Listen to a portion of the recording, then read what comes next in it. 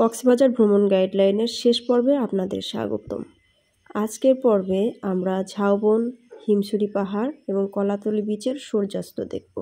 চলুন ভিডিওটি শুরু করা যাক। গত পর্বে আমরা কিভাবে পাটোয়া টেক এবং ইনানি বিচ ঘুরে দেখেছি, সাথে লাল কাঁকড়া বিচ দেখেছি, তা দেখিয়েছিলাম।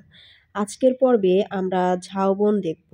প্রথমে শুরু হবে ঝাউবন দিয়ে, এরপরে আমরা হিমছড়ি দেখব, তারপরে লাস্টে আমরা কলাতলি বিচের সূর্যাস্ত দেখব। তো আমরা ঝাউবন চলে এসেছি। ইনানি থেকে অটো নিয়ে আসার পথে দেখলাম ঝাউবন কয়েকটা স্পট ছিল, তো আমরা একটা হিমছড়ির কাছাকাছি যে পথ, এটাতেই ঢুকে পড়লাম।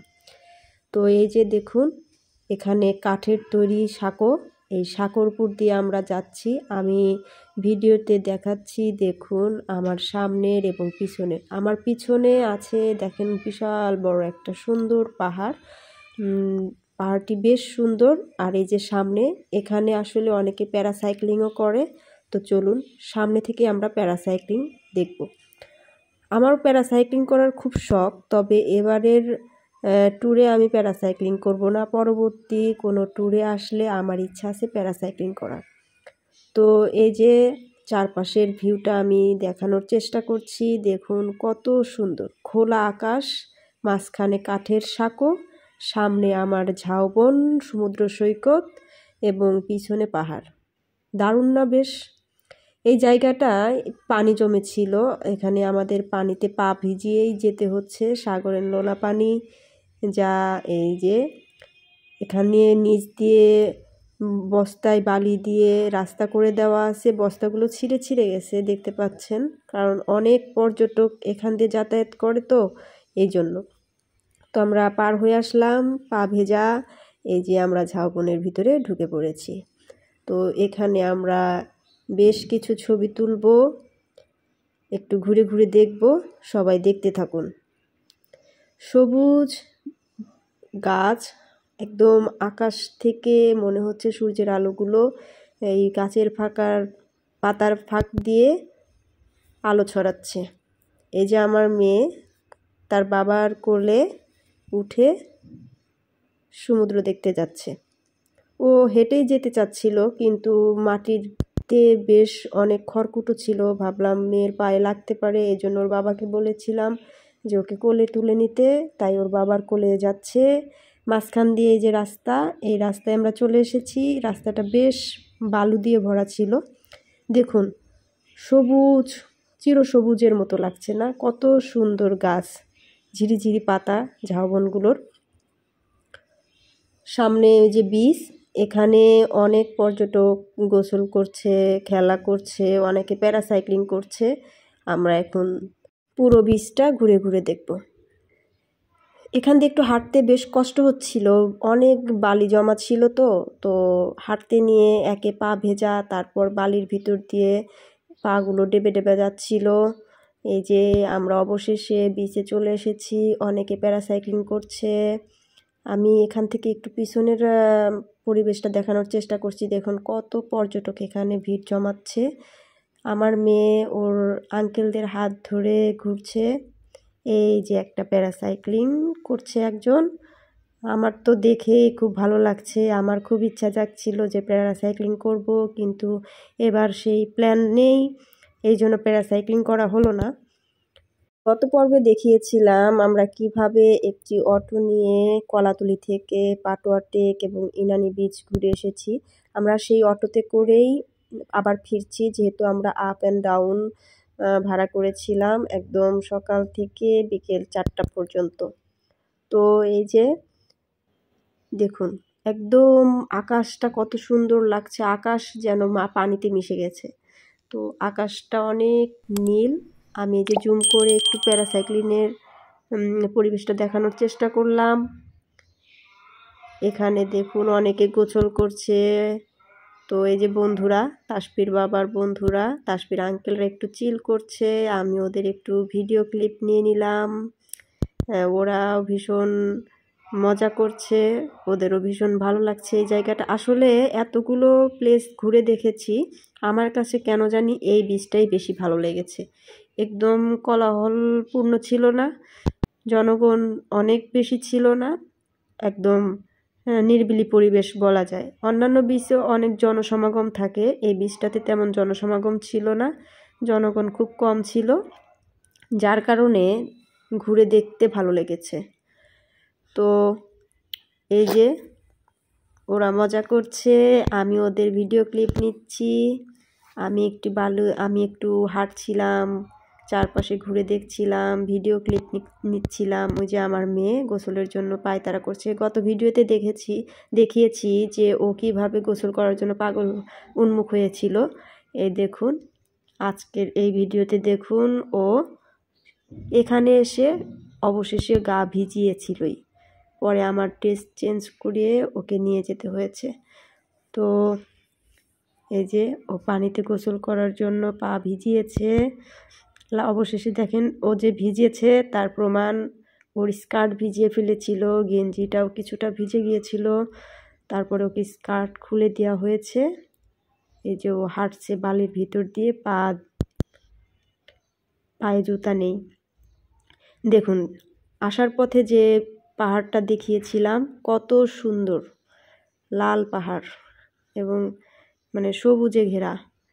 যাই হোক, অবশেষে আমরা এখানে হিমছড়ি এসেছি, হিমছড়ি পৌঁছে গেছি। আমরা ঝাউবন থেকে অটোতে করে হিমছড়ি এসেছি। আমরা বেশ ক্ষুধার্ত, তবে আমরা এখানে লাঞ্চ করব না, এখানে হালকা কিছু খাবার খেয়ে নেব, কারণ এখানকার খাবারের রিভিউ এর আগে আমি এসেছিলাম তখন বেশি ভালো লেগেছিল না, তাই ভেবেছি যে আমরা কলাতলিতে যেয়ে খাবো, তাই এখানে একটু হালকা নাস্তা করে নিচ্ছি সবাই। এই যে ডাবগুলো দেখতে পাচ্ছেন, এই ডাবগুলোর দাম কত জানেন? 200 টাকা করে। 180 থেকে 200, 220 টাকা, 250 টাকা পর্যন্ত এরা ডাবের দাম চায়, যার কারণে আমরা এখান থেকে ডাব খাইনি। আমরা এই যে এক একটা করে সাগর কলা, কেক, তারপর হচ্ছে বিস্কিট, এগুলো খেয়েছিলাম। এক একটা কলা এখানে 10 টাকা করে নিয়েছিল। আমার মেয়ে চকলেট খাওয়ার জন্য পাগল হয়ে গেছে। ওর আঙ্কেল ওকে ও দোকান ঘুরিয়ে বেশ কিছু চকলেট কিনে দিয়েছিল। তারপর ও সেই চকলেটগুলো পেয়ে তারপরেই সে থেমেছে। যতক্ষণ না পর্যন্ত ওকে চকলেট কিনে দেওয়া হয়েছিল ও বারবার চকলেট খাবো বলছিল। যাই হোক, আমাদের এই যে এখন আমরা ভিতরে ঢুকবো। এই পাশটা হচ্ছে ঝর্ণার জায়গা, এখানে হিমছড়ি ঝর্ণাটা আছে, আর ওই পাশে হচ্ছে পাহাড়। তো আমরা প্রথমে পাহাড়ে উঠব, তারপরে হচ্ছে ঝর্ণায় উঠব। চলুন, আমাদের বিশাল একটা দীর্ঘশ্বাস নিয়ে আমি আসলে উঠছি, কারণ অনেকগুলো সিঁড়ি বেয়ে আমাদের উপরে উঠতে হবে। আমি এর আগে এসে উঠেছিলাম, তাই জানি যে কতটা কষ্ট উপরে ওঠা এভাবে। তো আমি এই যে উঠছি এবং ভিডিও করে দেখাচ্ছি। এই মুহূর্তে আমি একটু লাইভে গিয়েছিলাম, কিন্তু সেটা ক্লিপটা ভালো মতো আসেনি। এই দেখুন আমি কতটা হাঁপিয়ে গিয়েছি, ঘেমে যাচ্ছি। একে তো ভীষণ গরম, রোদ, তারপর এতগুলো সিঁড়ি বেয়ে ওঠা। এই মুহূর্তে আসলে একজন আমাকে জিজ্ঞেস করছিল, আপনি কি ভ্লগার নাকি, আপনি কি লাইভে আছেন নাকি? তো আমি বলছিলাম যে হ্যাঁ, আমি লাইভে আছি। আমার প্রোফাইলের নাম আর হচ্ছে আমার ইউটিউব চ্যানেলের নাম বলে দিলাম ওদের। তো এই যে আমি সামনের এবং পিছনের পার্টটা দেখানোর চেষ্টা করছি। সামনে সিঁড়ি বেয়ে উঠছি এবং আমার পিছনে অনেকেই উঠছে। তো দেখতে থাকুন আপনারা। আমরা পাহাড়ে ওঠার পর দেখুন কত সুন্দর, মানে একপাশে পাহাড়, একপাশে সাগর। আমরা পাহাড় থেকে সাগর দেখব। এই জায়গায় যে আমার একটু ছবি ওঠার ভীষণ ইচ্ছে ছিল, কিন্তু এখানে কাঁটাতার দিয়ে আটকে রেখেছিল, আর ওই পাশে এত ভিড়, মানে সবাই ছবি তোলার জন্য উন্মুখ হয়েছিল, তাই সেখানে চান্স পাইনি। আমরা ওখানে যে ছবি উঠিনি, আমরা এই জায়গায় দাঁড়িয়ে এই যে ক্লিপ নিচ্ছি। দেখুন কত সুন্দর মনোরম দৃশ্য, দিগন্ত পর্যন্ত শুধু পানি আর পানি। আকাশ যেন পানির সাথে মিশে গেছে। কত সুন্দর না? আল্লাহর কত সুন্দর নিয়ামত, কত সুন্দর দেখতে লাগছে। ঢেউগুলো উপড়ে পড়ছে একদম কিনারে, আর এখানে ভীষণ বাতাস, ঠান্ডা বাতাস, আমার তো ভীষণ ভালো লাগছে। যদিও একটু কষ্ট, এই পাহাড়ে উঠতে গিয়ে বেশ কষ্ট হয়েছে, বাট এই ঠান্ডা পরিবেশে মানে যদিও রোদ আছে কিন্তু বাতাসের কারণে গাগুলো জুড়িয়ে যাচ্ছে, ভালো লাগছে। তো আমি এখান থেকে দেখুন আপনাদের দেখানোর চেষ্টা করছি কত সুন্দর। এই যে পাশে পাহাড় আছে, আর আমার ডান পাশে পাহাড়, বাম পাশে সাগর। আমি যে ক্লিপগুলো দিচ্ছি এই দেখুন, উঁচু নিচু অনেকগুলো বেশ পাহাড় আছে, এখানে অনেকে বসে একটু বিশ্রাম নিচ্ছে, জায়গায় জায়গায় স্পট করা আছে বসার জন্য, অনেকে বসে বসে সেখানে জিরিয়ে নিচ্ছে, কারণ এত উঁচু পাহাড়ে সিঁড়ি বেয়ে উঠে অনেকেই ক্লান্ত। আমি যারা হার্টের রুগী তাদেরকে বলবো তারা যেন এই জায়গাটায় না ওঠে, তাদের জন্য এই জায়গাটা ভীষণ রিস্কি, কারণ অনেক দম নিয়ে আসলে উঠতে হয়। যারা ইয়াং জেনারেশন আছে তাদের জন্য তেমন কষ্ট না হলেও যারা আসলে বয়স্ক মানুষ তাদের জন্য অনেক কষ্টের। এখন আমরা নামছি, আমার কাছে ওঠাটা বেশি কঠিন, আসলে সবার কাছেই উপরে উঠতে ভীষণ কঠিন, নামাটাও আমার কাছে রিস্কি মনে হয়, কারণ পা ফসকে যেতে পারে। আর এত মানুষ হাঁটতে হাঁটতে আসলে সিঁড়িগুলো পিচ্ছিল হয়ে থাকে। এই যে নিচ দিয়ে বেশ কিছু দোকান আছে, এখানে হরেক রকমের মাল পাবেন, চুড়িমালা, দুল, ফিতা, শামুকের, তারপরে বিভিন্ন ধরনের চকলেটস, তারপরে বাদাম, তারপরে বিভিন্ন ধরনের ঘর সাজানোর সামগ্রী এখানে পাবেন। এদের দাম ওরা অনেক বেশি দাম চায়। তো আমরা এই যে পাহাড় থেকে নেমে আমরা এখানে হিমছড়ি ঝর্ণা দেখব। সত্যি বলতে এবারে আমার হিমছড়ি ঝর্ণা দেখে আমি বেশি হতাশ, কেননা এর আগে যখন এসেছিলাম তখন এটা আসলে আমরা তো জানি যে এটা আর্টিফিশিয়াল ঝর্ণা, তারপরেও ততটা আর্টিফিশিয়াল লাগেনি, কিন্তু এবারেরটা আমাকে মানে হতাশ করেছে। ওরা বেশি মানে ঝর্ণার পানি গড়াতে গিয়ে জায়গাটা মানে একদম আর্টিফিশিয়ালি মনে হচ্ছে। ওখানে ওরা এই যে ইট দিয়ে এভাবে গেঁথে দিয়েছে, বিষয়টা আমার কাছে ভালো লাগেনি, হয়তো বা পাহাড় ধসের কারণে চিন্তা করে এই কাজটা করেছে, বাট গতবার যখন এসেছিলাম তখন আমার কাছে ভালো লেগেছিল।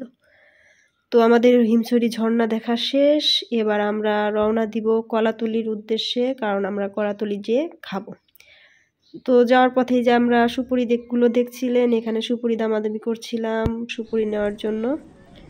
অবশেষে আমরা কলাতলি লাঞ্চ করে আমরা সমুদ্রের পাড়ে চলে এসেছি, কলাতলি সমুদ্রে। তো আমাদের যেহেতু আজকেই ঢাকা ব্যাক করতে হবে, আমাদের 7টায় হচ্ছে ট্রেন কক্সবাজার থেকে, তো আমরা চিটাগাংয়ের উদ্দেশ্যে যাব, সেহেতু হাতে ভীষণ সময় কম, কিন্তু আমার মেয়ে মানে বায়না ধরেছে সে সাগরে গোসল করবেই। তো এদিকে প্রায় 5টার উপরে বেজে গেছে, প্রায় 5:15 বেজে গেছে, তখনও আমরা বিচেই। আমাদের এখান থেকে তারপর রুমে ব্যাক করতে হবে, তারপর রেডি হতে হবে, তারপর হচ্ছে 7টায় আমাদের ট্রেন। তো আমাদের অনেক টাইট শিডিউল, তবুও কি আর করার, মেয়ের কথা চিন্তা করে মেয়েকে নিয়ে একটু বিচে চলে আসছি। দেখুন ও কত খুশি, অনেক দৌড়াদৌড়ি করছে, বালি দিয়ে খেলছে। যেহেতু হচ্ছে আমাদের কাছে অনেক ব্যাগপত্র ছিল, তো ওর বাবা প্রথমে একটু রুমে গিয়েছিল, আমি আর আমার মেয়ে নিয়েই ওকে নিয়ে এখানে ছিলাম। তারপর ওই যে ওর বাবা রুম থেকে আসছে, এখন আমার কাছে মোবাইলটা দিল, এখন ওরা গোসল করবে। তো ওরা প্রায় 10 থেকে 15 মিনিট গোসল করেছিল, গোসল করতে করতে 5:30 বেজে গেছে প্রায়। তো 5:30টার বেশি বেজে গিয়েছিল আর কি। তো তারপর যেহেতু সন্ধ্যা ঘনিয়ে এসেছে, এখন সূর্যাস্ত হবে, তো আমরা একটু সূর্যাস্ত দেখলাম এখানে। ওর এখনো গোসল করা শেষই হচ্ছে না, ও সেখান থেকে আসতেই চাচ্ছে না। অবশেষে ওদের গোসল করা শেষ হলো, আমরা এই যে সূর্যাস্ত দেখলাম, দেখুন কত সুন্দর দৃশ্য। তারপর ওকে আর ওর বাবাকে একটা ছবি তুলে দিলাম, তারপর আমরা একটু সেলফি উঠলাম, সেলফি ওঠা শেষ। তারপর আমরা এখন রুমে ব্যাক করব, রুমে ব্যাক করে আমরা ফ্রেশ হয়ে তারপরে ব্যাক করব কক্সবাজার। স্টেশনে, রেল স্টেশনের উদ্দেশ্যে। এই যে আমাদের সব কিছু গুছানো কমপ্লিট, আমরা এখন বের হব। তো আমাদের বেডিংপত্র এই যে গুছিয়ে নিলাম। দুঃখের বিষয় আমি আমার নিকপিলোটা রেখে এসেছি, হারিয়ে ফেলেছি।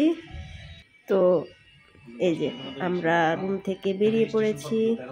এবার হচ্ছে কক্সবাজার স্টেশনে যেয়ে বেশ কিছু ছবি তুলে নিলাম। ট্রেন এসে দাঁড়িয়েছিল, আসার পথে ছবি উঠতে পারিনি, তাই যাওয়ার পথে কয়েকটা ছবি তুলে নিলাম। ছবি তোলা শেষ।